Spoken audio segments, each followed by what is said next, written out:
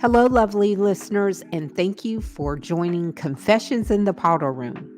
Just as a disclaimer, we're not psychologists, therapists, or associated in the medical industry. We're two opinionated women who want to share and learn.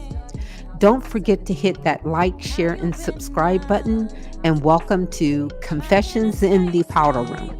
Hello, lovelies. Welcome to Confessions in the Powder Room. Today, we are going to delve into the captivating and complex world of Black women navigating corporate America. That's what I said. We're going to talk about us navigating corporate America. And our focus is going to be on the misogyny personalities that we encounter, those subtle and overt biases that challenge us daily, which we are challenged daily with those biases. From overcoming microaggressions to celebrating our triumphants, we share powerful stories, insightful discussions, and practical advice. Please join us today as we explore how we navigate these challenges, rise above them, and achieve greatness. Get ready for an engaging, thought provoking, and empowering episode. Let's go. Hi there, CJ Posh. How are you doing today? I Hi, hope you're EG doing well. Glam. I'm doing really good and very enthusiastic about what we're going to discuss today. And as I reflect on my career and I think about the first, let's just say 5 to 10 years of my career, the first five, it was a hot mess. But the second half of the 10, where I truly experience different things in corporate America as a young Black woman, in retrospect, I would definitely have done things different. But I wanted to share with some of the experiences that I went through in one of my first roles, where this first role is where I started to make significant money. This first role is where I got exposed to C-level leadership. The role was business development, and I worked for a staffing augmentation company. It was a smaller shop, and I reported into two wild, partners, and both of the partners were white men. And when I first started to make calls to different businesses that we were trying to basically work with, I noticed that the partners would take me along when there was a male that we basically were trying to sell our services to or develop a relationship with. So initially I thought it was, a little bit weird, but I was just happy to be on the field. But as I started to evolve with this company, I realized and started to recognize that they were bringing me into situations where they knew that that leader who was making the hiring decision really liked younger women, younger looking women. So that was a big aha moment for me in my career. And then the second part of that, which where after the situation I'm about to explain happened, I actually pivoted out of business development and sales. So every year there is this huge ball in the city that I live in. It's a charity ball. The proceeds of the ball, the proceeds go to a children's hospital. So the company that I work for, sponsored a hospitality room, and basically it was, everything that our customers, liked when they're escaping from home. So that was drugs and alcohol. Right. I didn't know that was going to be the case when I was asked to go to this ball. So I get to the ball, and one thing I didn't say is that I'm the only Black person who works for this company. I'm the only Black woman who works for this company. So I How wanted to did make you sure I feel add about that caveat. Yep. How did you feel about that, being the only Black woman to work for that company? Initially I wore it as a badge of honor. This was one of the top three, companies in the city, that specialize in their services. They would always make the list of best of this and best of that. But after a while, it got really old. And one of the observations and why I decided to pivot into something different was at this charity ball, the partners kept on encouraging me to go to the hospitality room. Go check out the hospitality room. It's set up real nice. Go check it out. And at the time I was wondering, why are they trying to push me to go to the hospitality room? And no one would go with me. So finally, I was like, okay, I'll go to the hospitality room and see what they're talking about. Again, wasn't sure why they kept on encouraging me, but I soon found out when I got to the hospitality room. So get Oh to the my. hospitality room, and one of the SVPs of a Fortune 500 customer that we're doing business with, and we're trying to do more business with, he was in there by himself smoking a cigar. So when I Wow. came in, it was like he expected me. It was so weird when I walked into the room and he offered me a cigar. He, tried to light the cigar. So at the time, as early in my 20s, I realized, okay, something about the situation isn't right, and I think I need to leave. Right. Do So you think that, the company or any specific people in the company may have been grooming you for him? absolutely. I was being groomed, and I think they set up an expectation with him. So he was a white man, and he was probably in his, 50s at the time.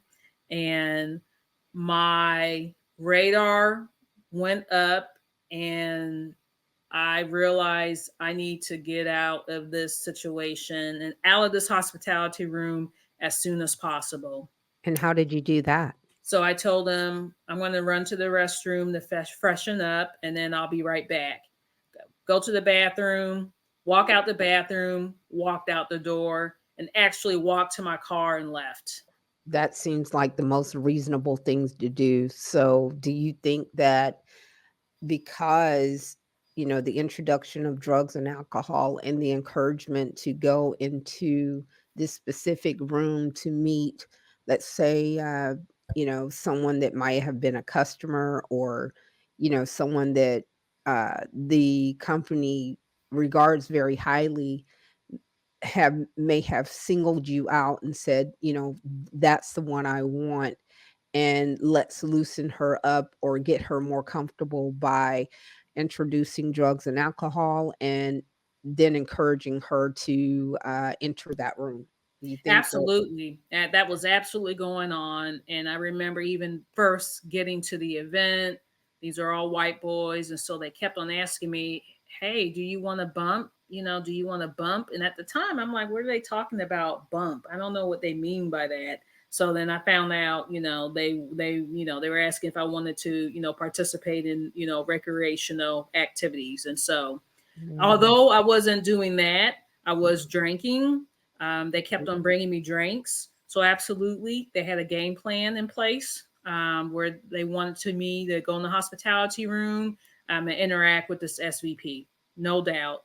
And so I, not too long after going to that event, I actually pivoted out of business development and sales. And so in reflection, when I think about talk about the intersectionality of being a woman, being a black woman at the time, being a younger black woman and a little naive, and how to navigate through that with not with a lack of mentoring at the time. right. I was lucky I walked away from that situation without doing something that I might have regretted, later on. Absolutely. You mentioned that you transitioned out of that role. So was that by choice or is that something that they forced you to do? It was 50-50. I was ready to leave.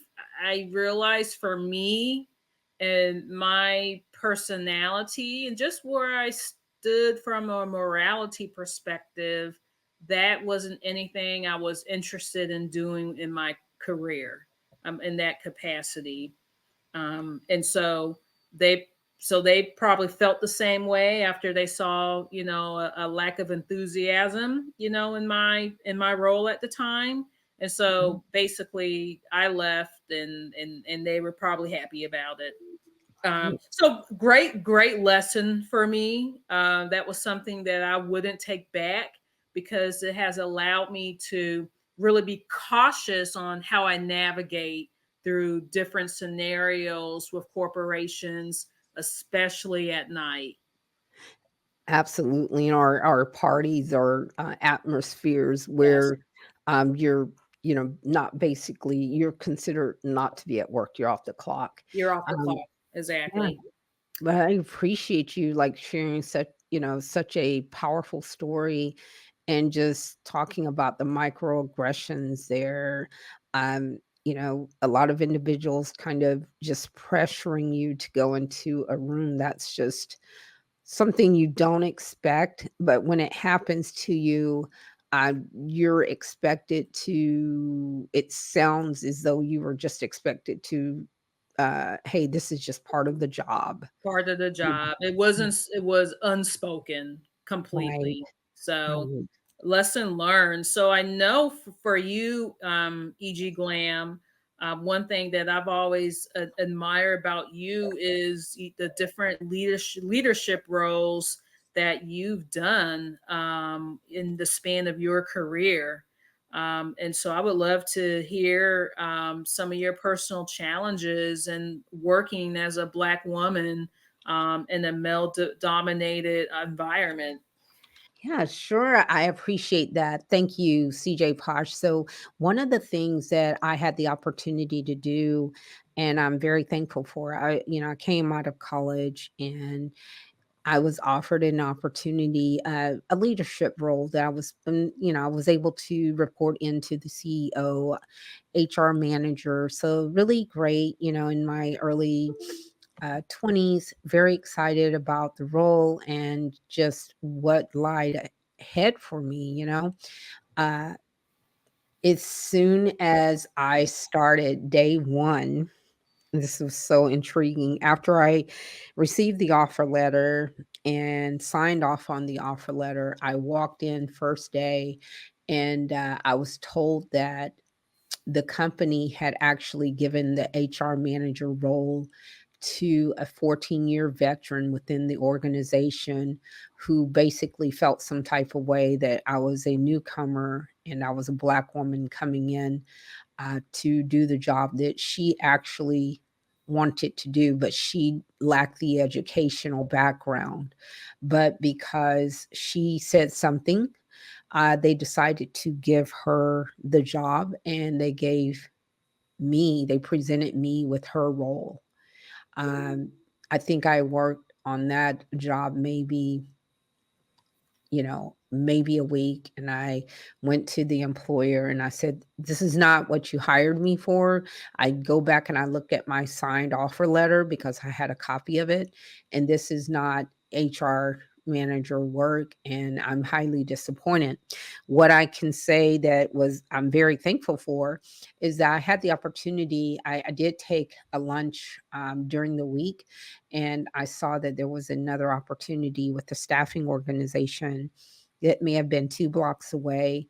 I walked in, and the gentleman who greeted me and talked to me about the role that they were looking to fill, um, he wanted to interview me and asked me to come back after I left my job because I told him that I was currently working. He says, "Can you come back afterwards and we are going to interview you?" And So he was wait, EG Glam, let me get this straight. So you get on a job, they basically did bait and switch on you. And yes, so during your lunch break, you saw an ad for another job, and you walked into that company and was able to speak with someone to have a potential interview. Is that ab right? Love absolutely. it.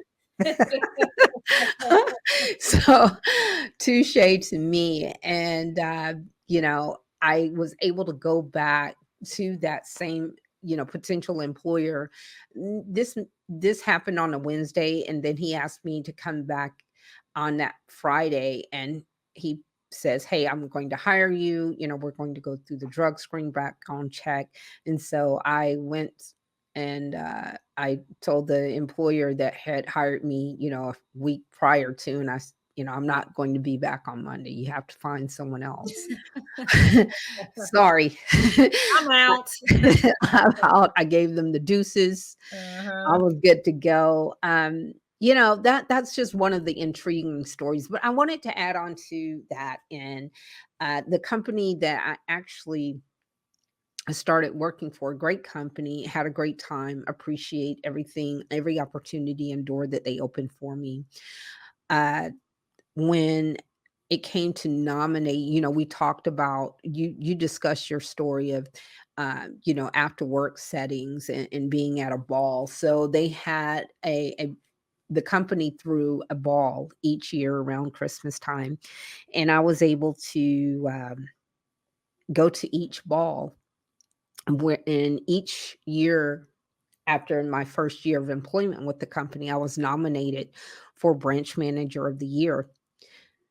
The I will just say, out of the 60 candidates that they could have nominated for branch manager of the year, they could only have 6 finalists up there.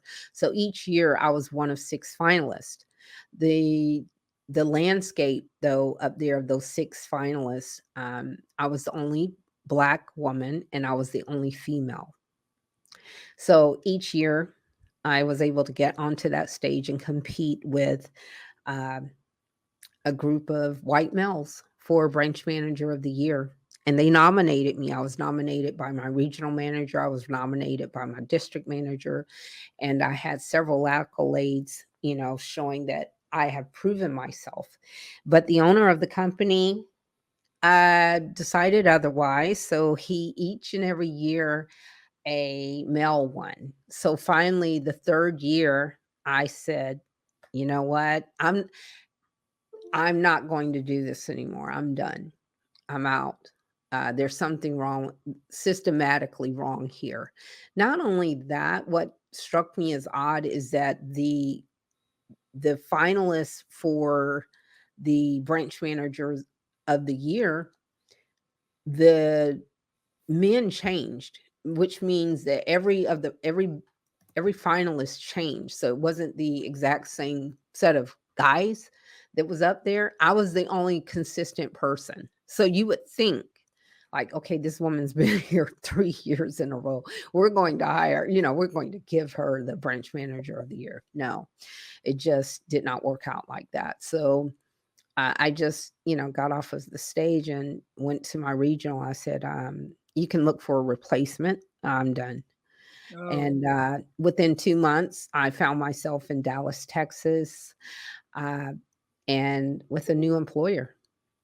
And that's how that went. I was done. So I feel like, you know, that stage was male dominated, and it spoke volumes for me to be a female, to be on that male dominated stage, but didn't speak volumes enough for me to be able to capture the eye of the owner of the company, and actually say, I admire her strength and her resilience as well as her leadership, and I believe she deserves this.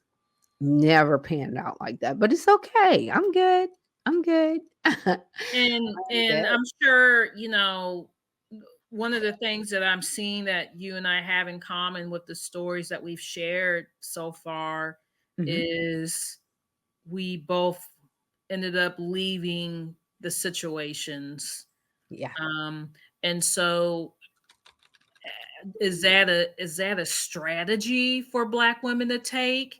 If we see the writing on the wall, if we read the room, and if we're able to see patterns and determine, hey, this environment has a very low chance of me being successful, is it best to create an exit strategy, and leave? I believe that we have to I believe we have to view the landscape.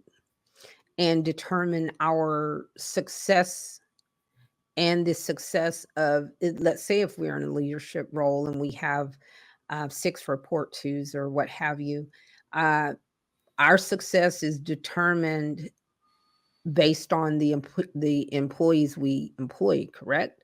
So, Right. like, a good leader is always going to shine. So, if we're shining and we're still not being recognized, I feel as though it is our duty to make sure that, hey, I'm making sure that I shine. I'm making sure that I am positioning myself where I'm not only making sure that my employees look good, I'm making sure I look good, and I'm making sure that my employer looks good. If you're not recognized for that, then what is your worth? Is it a great idea for you to stay, continue as an employee or seek out new opportunities where you will feel as though your worth is being recognized? Yeah, absolutely. And I think it's so important, that point so important, and understanding if the cards are stacked against you.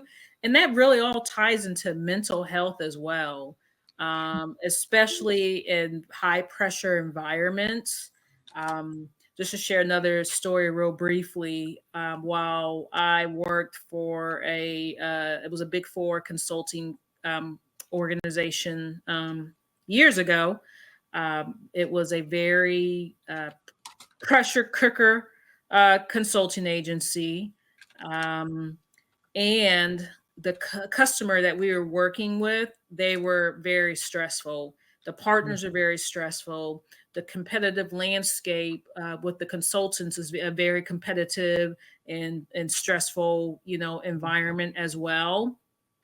And I Absolutely. found myself, the customer liked me and the customer would ask me to present with the partner. And so that, so I became, and of course, it's one of those situations where I was the only black woman, only woman, only black woman. And I remember just being so anxious during my time at this consulting agency. Mm. I remember one day got off the phone regarding a customer, while I was at home, and I remember my chest hurting, and I remember feeling lightheaded, and I remember driving myself to the ER, and I really Um, thought I was having a stroke. I thought I was out. right. Nah, Oh my goodness, I that's was scary. it was very scary. And so I will never forget this conversation with the ER doctor. They did all the tests and, I was fine. And he sat down with me and told me, "Hey, you're having an anxiety attack." He was like, and anxiety attacks over time can actually lead into having a stroke.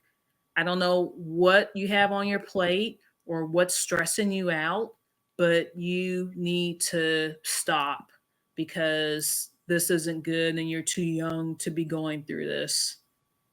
And so those words from him have always resounded with me. And so for me, as much as I'm able to, if I read the room and if it looks like the cards are stacked against me, I'm really working on my exit strategy as soon as possible. I can I can attest to that. And then you also have to, protect your mental health as you had mentioned. Black women, uh, we must believe in ourselves and as well as our power and resilience. And I know that's something that we hear is, black girls, coming up by our parents. You have to be strong. You have to be resilient. And I believe there's a great amount of pressure that comes with that. But what we have to also do is realize our value and our worth, especially if we've, gone to school and gotten our education and Yes. we've positioned ourselves to make sure that we're working with an employer that we desire to work with, and we're putting in the work that's needed to make sure that we're all successful. So, in high pressure work environments, it's crucial to prioritize your mental health, set boundaries, practice self care, and then also seek support from trusted colleagues or mental health professionals is very important. You never want to place yourself in that position where your work life balance is just not there. And you don't regard it because you feel as though, hey, the company's successful, so I'm successful, and you don't see these things that creep up on you, similar to what you were speaking of. It just, that situation creeped up on you, and then you had a doctor just have the doctor had to sit down with you and say, hey, um, young lady, you need to really prioritize your self care, and whatever it is that you have going on, it is not worth the stress that you are placing yourself under. So remember, protecting your well-being is not a sign of weakness. It's just a testament to your strength and self-respect. And in the face of adversity, your mental health is like your most valuable asset. Embrace it, nurture it, and let it be the foundation of your success, with your employer, and personally, so with that being said, I'd like to see if you can provide some advice for the next generation. CJ Posh, you got some advice for our up and coming leaders out there? My biggest advice for young Black women entering corporate America, our next generation, Mhm. is always have an exit strategy in the back of your head. When you get onto a new role, when you start at a new company, determine the skills that you're going to build, determine the relationships and who you want to develop relationships with, and always have your next role 2 to 3 years down, later on down the road. That's one thing I wish I would have done a little bit more intentionally early on in my career. I just jumped from job to job based upon compensation and money. Sometimes it's not about the money. Sometimes it's about the skill set that you're going to learn. Sometimes it's about developing relationships to guide you in your career, 10 years down the road. So that's the one thing I wish I personally would have done better, was to have an exit strategy when I started a new role. So that's the best advice I give the next generation of Black queens entering corporate America. Absolutely. I appreciate that. There was something that stuck with me there.